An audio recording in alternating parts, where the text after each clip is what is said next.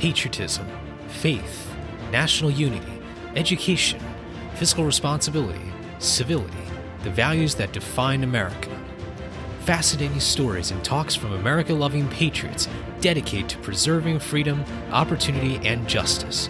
Welcome to the Friends and Fellow Citizens podcast.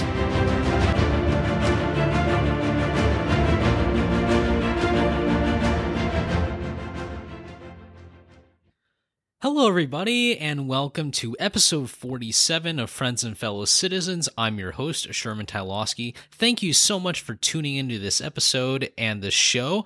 I hope you enjoy it. If you haven't already, make sure you subscribe and share this show with your friends and family.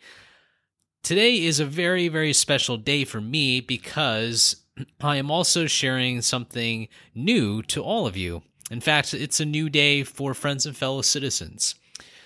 As we approach this halfway to 100 mark here, we're also starting a brand new series today. I hinted a couple weeks back about a new series. I didn't tell you guys what it was called because I want to make a surprise, but I am very happy to announce that today is the first episode of the Sacred Honor series. The Sacred Honor series is named after the final two words of the Declaration of Independence. So you can kind of see where the show is kind of going in terms of the subject matter. The last sentence of the Declaration of Independence, before it gets down to the signatories down below, says, "And for the support of this declaration, with a firm reliance on the protection of divine providence, we mutually pledge to each other our lives, our fortunes, and our sacred honor." Unquote. This is the quote that I got for the title, and the main focus of this series is to examine each of the signers of the Declaration of Independence and take in some of the values and lessons from their experiences and apply that to today. Extracting these kinds of lessons from the signers, I think, is an incredibly important part of our civics. And it's a way for us to bridge the past and the present. Because if history remains in the past, it can never really be fulfilled as something of value. This series will be every 4 weeks, starting today. And the order of the episodes is kind of unique. I wanted to do something that aligns as best as possible with the actual document and the signing of it. So the order of the episodes will be based on the order in which the delegates signed the Declaration of Independence. And what they did was that they had the President of Congress, John Hancock, sign it first, and the signatures go top to bottom, starting from the right and goes towards the left. So after Hancock, they start with New Hampshire and then Massachusetts, etc., and goes all the way down to Georgia, which is the colony in the very southernmost part of the 13 colonies. Today, obviously, will be our first episode, so we will be focusing on the President of Congress, John Hancock. Now, when most people think of John Hancock, they think of the company, which is not, by the way, financing this episode or this series. I'm just saying it's a very, very interesting name, I would say. It's also a term that we also use, well, to signify a signature. And notably because John Hancock had that huge, huge signature. There is a myth out there, unfortunately, that says that he signed it so big so that George III didn't need spectacles. Unfortunately, that's not true. Although I would say, though, the passion is definitely there. There's no question about it. I definitely think the passion was there, and Hancock really wanted George III to see it. But the passion, again, is super duper important, and there actually is a connection between George III and Hancock, which I'll get into later. Hancock was born in 1737, and he was quite a wealthy guy. He unfortunately lost his father when he was quite young, and so he worked and lived with his uncle. And his uncle had a very, very successful business. And so Hancock was really thrown into the wealthy status in the colonies at the time. And what's interesting is that as things were kind of going crazy starting in the 1760s after the French and Indian War, Hancock was wealthy. He was quite well known as that big business guy, but he was not really that supportive of independence. In fact, he many times he said that independence was not essentially sustainable, that he didn't support it. But a lot of this started to change. Just to kind of recap here, in 1765, the British Parliament passed the Stamp Act, because obviously Britain was running out of money. Very, very costly war, and the British felt like, look, the colonies should be paying for at least some of it. And so they passed the Stamp Act, which required a tax on, well, as you can probably imagine, stamps. And everything on letters, on other documents, other objects needed a stamp, and that there was a tax on it. But the Stamp Act obviously was just such a huge slap in the face for the colonists. They felt like they had no say in this. It was an unfair tax. I'm sure a lot of them felt it was quite stupid as well, because why would you be paying a tax on something like this? And people just started to resent. They started to resent Parliament. They felt that they didn't have a say in the system. And the Stamp Act was so unpopular, all these protests, all this opposition going on. And so Parliament got rid of the Stamp Act. And the guy named Charles Townshend thought, you know what? Okay, these guys, the colonists didn't like the stamp tax, but they're going to love this new set of taxes on basically almost anything you can think of, goods, services, and all that, called the Townshend Act. I'm sure they're going to love this. Well, that didn't really happen, did it? Charles Townshend was the Chancellor of the Exchequer, which in simple terms is kind of the treasurer, the main economic policy advisor to the prime minister. And when the Townshend Act started passing in 1767, 1768, and just like what we saw with the Stamp Act, a lot of people hated it. All kinds of protests, all kinds of people refusing to pay taxes. There was obviously a boycott of British goods. And all this while, Hancock is seeing all this happening. But again, as a business guy in that time, you can imagine you didn't want to frustrate a lot of people if you wanted to keep making money. And Hancock obviously had his own business. He had his own ships. He was bringing goods in and out of Boston Harbor and other parts of the colonies. And this was very much his lifeline. And he wanted to keep that as much as he could. But over time, he grew more and more upset with what was happening.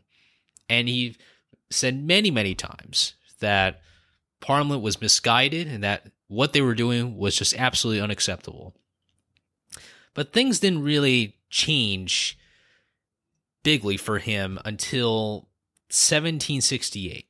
On May 9th, 1768, something that would change not only Hancock as a political figure, but something that would change the city of Boston, something that would change perhaps the trajectory of these protests, started on that night. See, Hancock had a ship called the Liberty, which is a great name, obviously. Really, really amazing name for a ship that was just coming into Boston Harbor, about to unload some fancy wine. And this ship could hold 100 crates or boxes of this wine. It had 25 loaded, though, when it was coming into Boston Harbor. And in the port of Boston, the customs officials working for the British government are obviously tasked to go on these ships and make sure all the papers are in order, making sure that the cargo is all reported, and that no one was smuggling anything into the colonies to try and avoid the taxes. Certainly, around that time, they were very, very concerned. But there was also something that was going on that was quite sinister. You see, when customs officials catch smugglers, it's a big incentive for them, because not only is it a way to exercise power, but the fines that these people could collect could benefit the governor. At that time was Governor Thomas Hutchinson. It could benefit the crown, and just basically line a lot of pockets. You often hear the expression, "all comes down to money." Well, this is a classic example. And so a lot of these officials had quite a bit of pleasure in annoying people. Now, this is definitely something that you definitely don't want to do, but they thought it was very, very ludicrous. So what happened was that this ship called the Liberty just pulls into Boston Harbor, and a customs official named Thomas Kirk boards the ship to do a routine inspection. He's got all the papers, everything's in order. Hancock actually had a problem with the customs officials. One time, these guys literally just came on a ship, didn't have any reason, any proof that they had to check his ship, and eventually basically just kicked them out. So customs officials were not particularly happy about this anyway. And so there's one guy, and Thomas Kirk goes on to the ship to do his thing, and he finds the 25, and he says, "All right, you got to pay whatever tax it is on the 25." But not so fast, thought these customs officials. They thought, we got to get Hancock here. All this protest, all this stuff that's happening, it's too much. We got to make a statement here, and we're going to do it to this guy, this big business guy whom everybody likes a lot, everybody knows. And so Kirk initially reports that, okay, well, you got to pay on the 25 boxes, but then he changed his story. He claimed that he was talking to the Liberty captain, and the captain just, I guess, lures him to his room, and he locks up Kirk, supposedly. And as he was locked in this room, he supposedly heard some illegal unloading. He felt that they were unloading more boxes of wine so that they can smuggle it and escape the taxes. And that was his story. And he changed his story, and people started to get really, really irritated. Word started spreading about some commotion that was happening. Then there was another problem. There was a ship called the HMS Romney that was just kind of sitting around there. I don't know exactly what they were doing. Supposedly they were sent perhaps by the military because there were just some things going wrong over there, and they thought, all right, we'll just send a guy there just to show our might, just to show how powerful the British government was. And the HMS Romney was commanded by a guy named Captain John Corner. Now, Corner officially was told not to do anything, not to intervene unless something crazy was happening. But Captain Corner was like, I don't know if he was bored or because he just really liked to annoy people.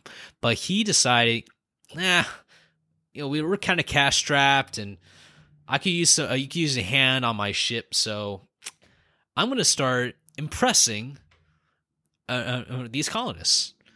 Now, not impressing as in, ooh, I'm very impressed. Not that impressive. Impressing as in forcing colonists to do public service. Or I should say, not really public service. That sounds kind of rosy, but to basically force them to work for the Navy. And that's what was going on. Just started annoying people. Even the innocent folks who were just trying to bring ships in and out. He annoyed them too. Not the coolest guy out there, clearly. So you had this guy, Captain Corner, with his little ship, HMS Romney, and the Boston port official collector, Joseph Harrison, and the comptroller, Benjamin Hallowell, thought, the Board of Commissions here at the Port of Boston, we're not liking this idea that the Liberty ship is trying to smuggle stuff in, even though they had zero evidence. They had no evidence. It's just some guy named Thomas Kirk, claiming without any proof that he was told to not say anything. And so Harrison, his son, and Hallowell went to seize the Liberty ship with help from Captain Corner and the HMS Romney. They basically kind of kicked everybody out and it said, all right, this ship is ours because we've got a problem here. And word started spreading. The city of Boston just became more and more enraged with what was happening. There was a crowd that was gathered around the port of Boston, wondering what was happening with this ship that was just being taken away. Not to mention this scary HMS Romney with all the guns and everything. Clearly, this was not some kind of security protection. Metaphorically, these guns were pointed right at the colonists, and people felt like they needed to do something about it. And in fact, this mob, essentially this crowd, went after Harrison's house, and they broke his windows. They even found a pleasure boat that Harrison had, and they basically dragged it around and they burned it. Just a ridiculous amount of stuff was happening. It just started boiling over. This became known as the Liberty Affair, and it started spreading word. And while there were many different ways of looking at the American Revolution and saying, this sparked protests and it sparked a movement, the Liberty Affair really was one of these moments that really encapsulated why people were so angry and upset at the British. And as all this was happening, more protests, more anger, more division between loyalists and colonists. It became so out of hand, but it also propped up John Hancock, because Hancock was basically in the middle of all this, and he saw what was happening to his business. He was losing money. His ship was literally being captured with no reason and no evidence. And he was accused of smuggling, eventually was brought to court. But there was one fellow who was helping him out a little bit. That was John Adams. And we'll get to John Adams later on in the series. But the point is that Hancock was eventually dropped with a charge. He was initially charged, but then they dropped charges for whatever reason. Probably because they didn't want to stoke more tensions, but that's just a total guess from me. And Hancock's political power really got started because he personally witnessed this massive government going after his own, not just his business, his family, really. Because again, you remember, he inherited all this wealth. He found a mentor around that time. He got to meet someone you probably know. If you drink beer, you also probably know this name too. He met Samuel Adams. And Samuel Adams was an older guy, but just a staunch patriot. And he really helped give Hancock that drive, to fight for the cause. And because Samuel Adams was the guy who was kind of like the activist. He was so passionate about this cause. And he was already known as basically the main voice for the Sons of Liberty and for other movements that were happening at the time. But Hancock was a little bit more reasoned. He actually wanted a different approach. Before, I mentioned Governor Hutchinson. Now, Hutchinson, representing the British Crown amidst this whole entire chaos, Hancock had a different strategy. He actually tried to work with Governor Hutchinson, try to build a relationship with him.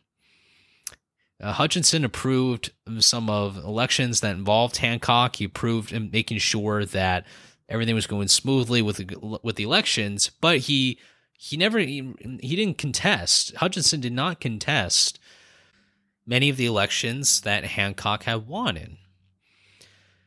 But as time went along, it just didn't work out. Again, this is a classic example of someone like Hancock who knew that things were happening in a just a horrible way.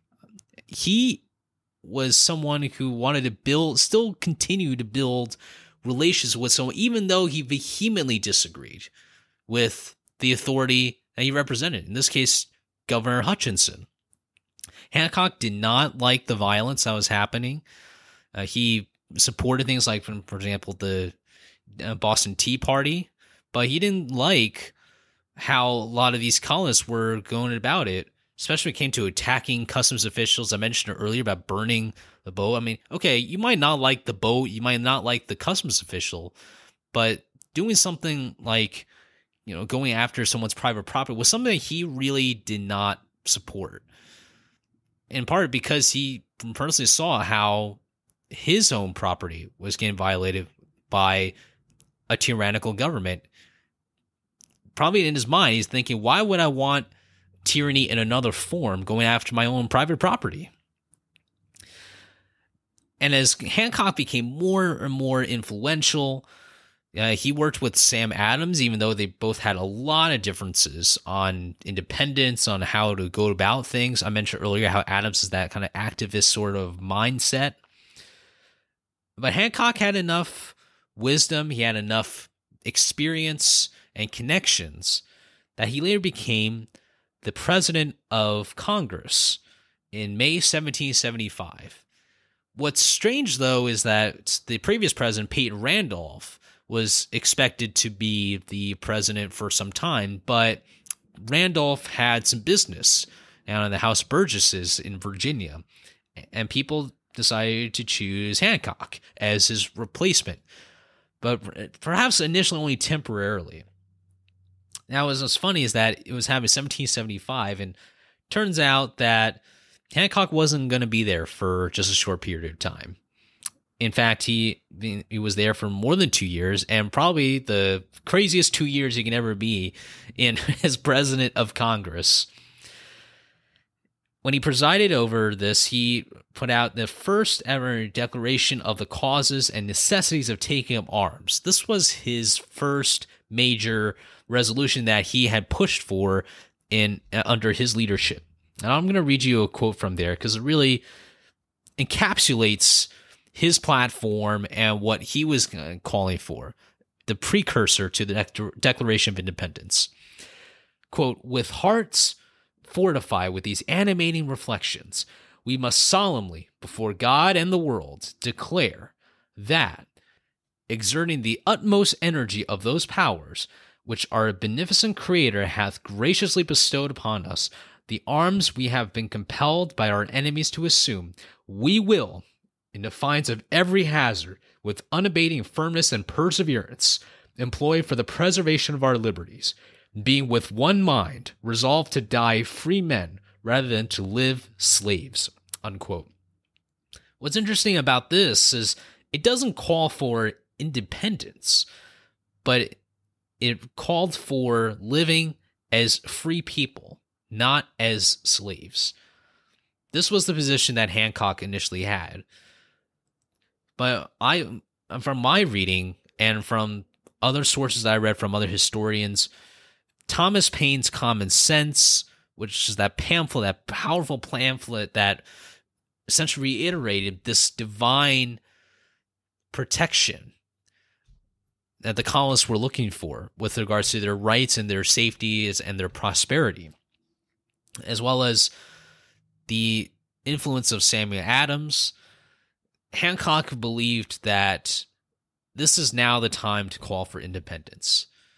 And I'm sure that people in the time disagreed about what independence was going to look like. Was this feasible?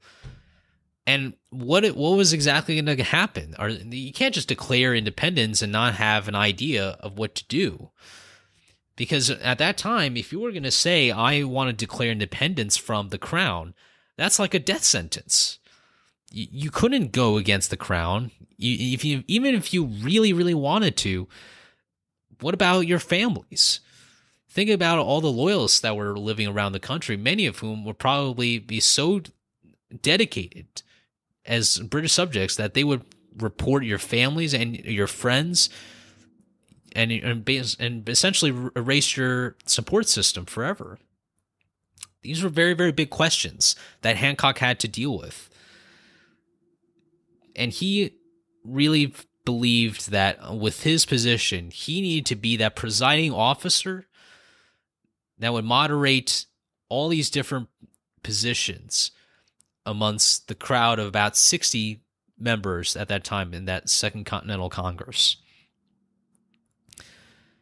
Hancock also knew that he needed to put his own ambitions aside. It was around that time that George Washington was chosen as commander-in-chief of the Continental Army. And Hancock was initially not too pleased about that. He wanted to be the commander-in-chief.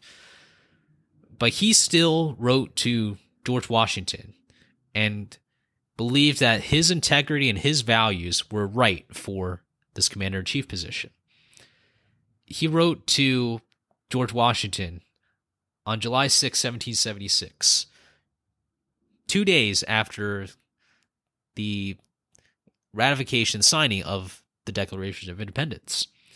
He writes, quote, "The Congress, for some time past, have had their attention occupied by one of the most interesting and important subjects that could possibly come before them or any other assembly of men. Although it is not possible to foresee the consequences of human actions, yet it is, nevertheless, a duty we owe ourselves and posterity in all our public councils to decide in the best manner we are able, and to leave the event to that being who controls both causes and events to bring about his own determinations." Later writes, "Impressed with this sentiment, and at the same time fully convinced that our affairs may take a more favorable turn, the Congress have judged necessary to dissolve the connection between Great Britain and the American colonies, and to declare them free and independent states, as you will perceive by the enclosed declaration, which I am directed by Congress to transmit to you, and to request you will have it proclaimed at the head of the army in the way you shall think most proper." Unquote. What is so fascinating about this letter and the sentiment that Hancock had was that he was doing his job as the presiding officer to deliver the message of that Congress. He had to be the forefront leader and speak for that entire body. There's no question that there were people who disagreed on some of the elements and people who were probably fearful of the consequences of what they were doing. But he also understood that he had to put his passion forward and make his statement clear to Washington, who was going to be the commander-in-chief of the Continental Army. He's saying, I have your back. Let's put aside any differences, any ambitions, anything we had to think about before. Let's have our common theme and our common mission together. That's exactly what his job was, and I think he really, really delivered it here. Hancock knew that with something like his job as president of Congress, he needed to be giving up a lot. And this was not something that he could just shrug off. A lifestyle of being away from your family for extended periods of time was not just something for the military. It was a way of life for a lot of these men. I've decided to do something a little different from a lot of my episodes and perhaps from some other kinds of shows. And I wanted to read a bit of an excerpt from a letter that he wrote to a woman named Dolly Quincy, a woman he had a huge crush on throughout this time, probably one of his best sources of comfort in the midst of all this madness. A guy who was presiding over a Congress with all these fierce debates, a man who had to literally move the Congress from one city to another because the British were literally after them, moving in and out of Philadelphia and Trenton, and all this happened. Just a wild time. There was virtually no time for him to see his family or spend enough time with family. And he writes here, quote, "I shall make out as well as I can, but I assure you, my dear soul, I long to have you here, and I know you will be as expeditious as you can." When I part from you again, it must be a very extraordinary occasion. I have sent everywhere to get a gold or silver rattle for the child, in this case their daughter Lydia, with a coral to send, but cannot get one. I will have one if possible on your coming. I have sent a sash for her and 2 little papers of pins for you. If you do not want them, you can give them away. Remember me to all the family. May every blessing of an indulgent providence attend you. I most sincerely wish you a good journey and hope I shall soon, very soon, have the happiness of seeing you with the utmost affection and love. My dear Dolly, I am yours forever, John Hancock. It's from a letter written in March 10th, 1777. He would eventually marry her 2 months later. They had 2 children, but unfortunately, both of them never made it to adulthood. So this was a representation of how difficult life was working for the Second Continental Congress. Thinking that you're only going to be there for a temporary amount of time, not knowing what the consequences of what you were doing are going to be. You can only know the magnitude, but you can never know what the specifics were. When George III received his copy of the Declaration of Independence, only one of the signers' names was on that document. It was John Hancock's name. Imagine how John Hancock must have been feeling when he knew that only his name was going to be on that. And and everyone knew then, that John Hancock's business was going to be in big trouble. His livelihood was going to be in trouble. George III read that name and probably thought to himself, there's other guys behind this and I'm going to get them all. That's probably what he really felt. While it wasn't until 1777 that all the names of the signers were revealed, it didn't take long for many of these men to recognize the consequences of speaking out against the British Crown. And this series will touch upon a lot of these stories that, while forgotten, have not disappeared. This is what the series is all about. It's about bringing out these stories of sacrifice. As imperfect as these men are, especially with 2021 standards, these men had a purpose in life. And nothing that we're debating or enjoying or whatever we're doing in this country could be possible without these particular actions of these men.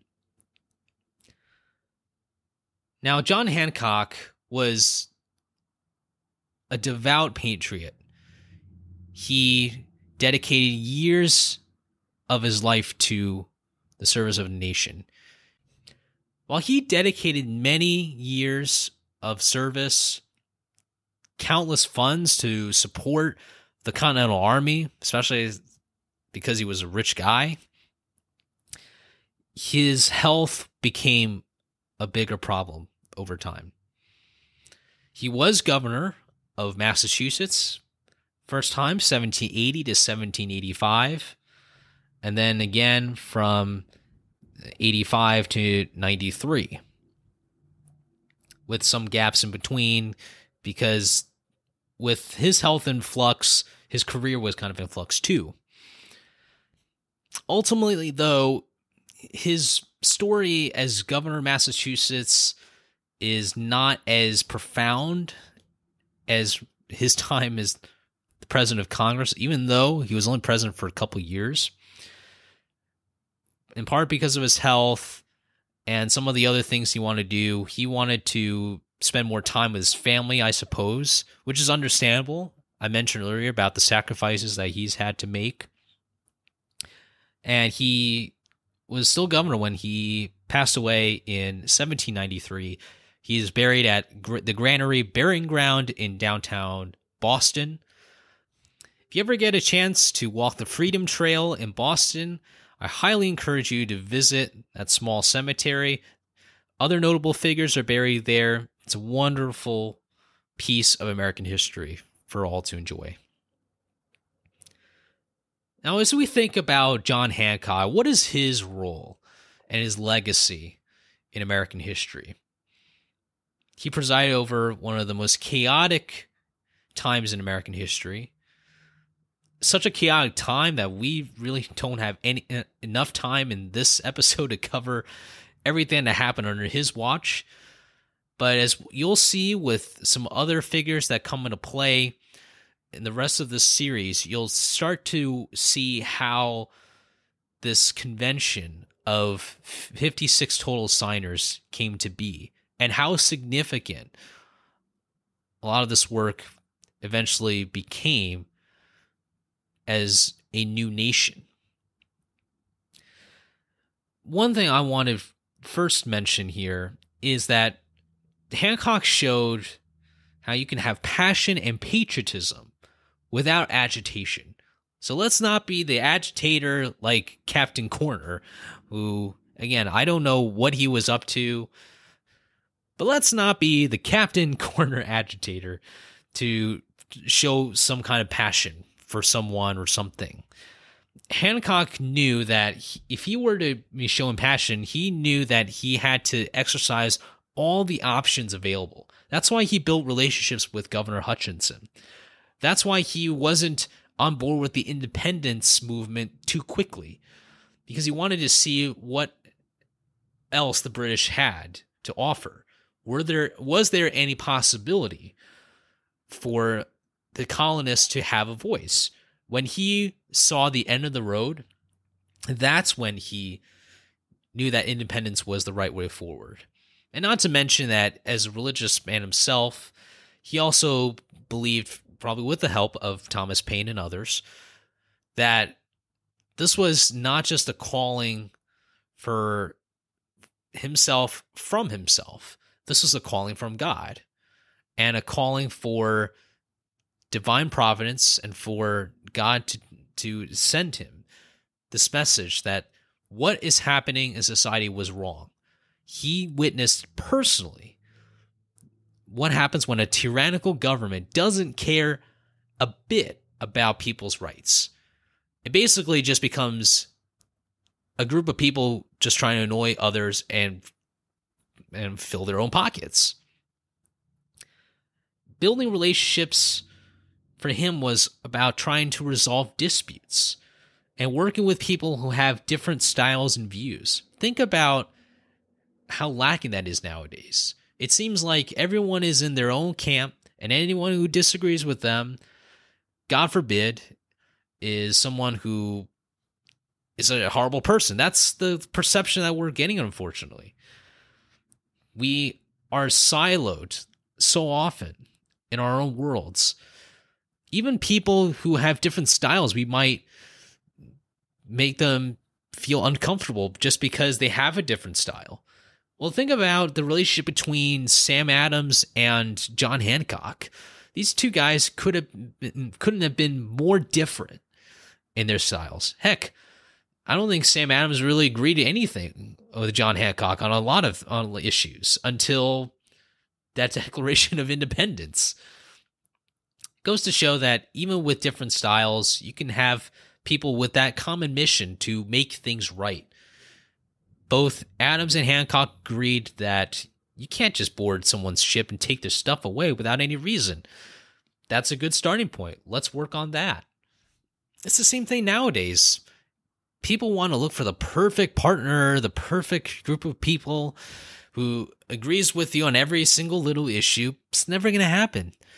If you want to, for example, start a voting drive, get someone interested in voting, someone who loves American civics or loves American history, and say, look, we might not agree on every single issue, but let's work together on something bigger to get more people to participate in an election and in our democracy. Now, I want to connect every single signer to two of the biggest pillars that I see in them.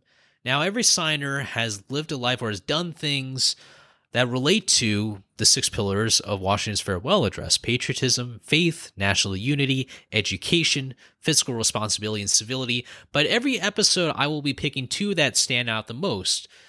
And I'm always curious to know if any of you have any different ideas about which other pillars you think are most relatable to the signer for every single episode.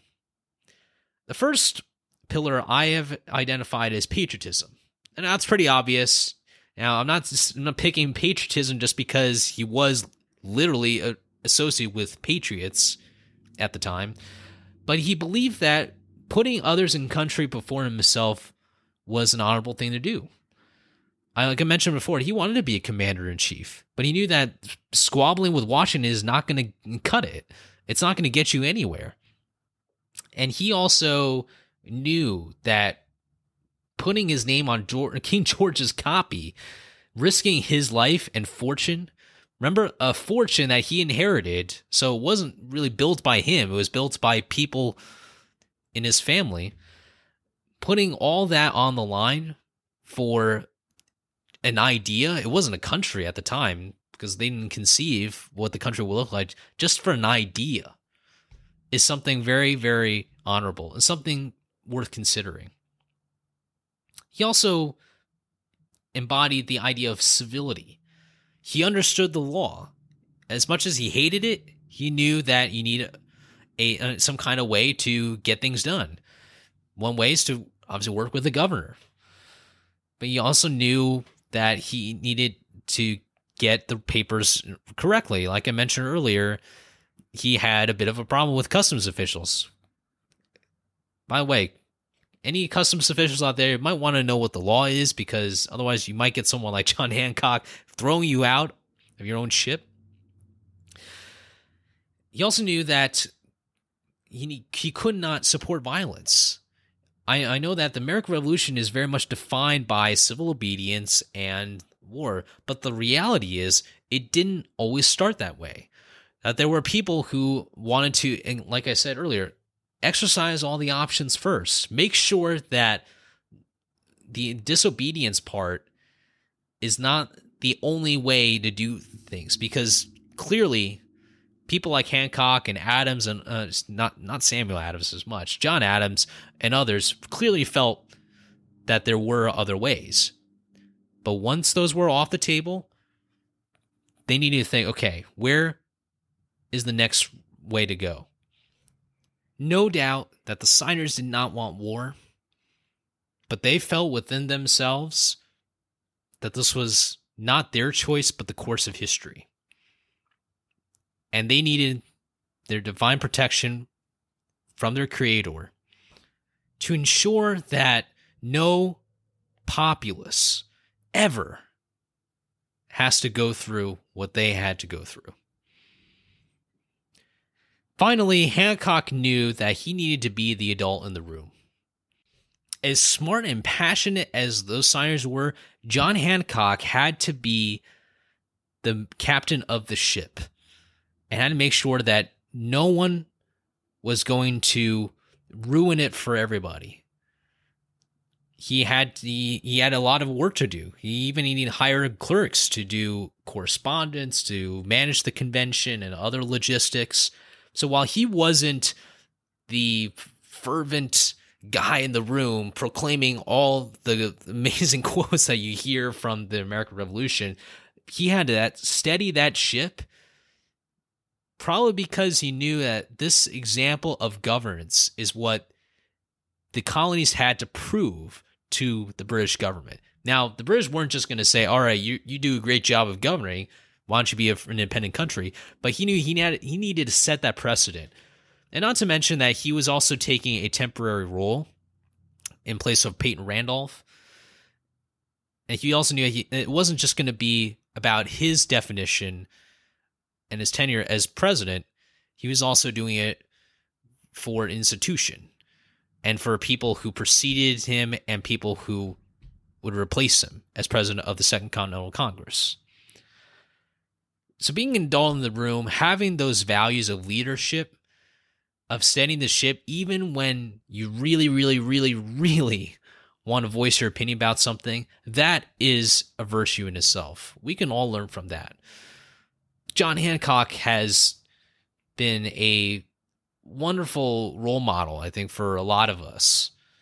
Not just in his fancy schmancy signature, which is very, very admirable. I wish my signature was as cool as that. People who see a signed document from me, I guess, can be the judge of that. But Hancock also showed that you can be a leader with passion, but not lose your cool. And that is a good thing. Because if there's anything that we need right now, we need some kind of steadfast leadership and example from our leaders.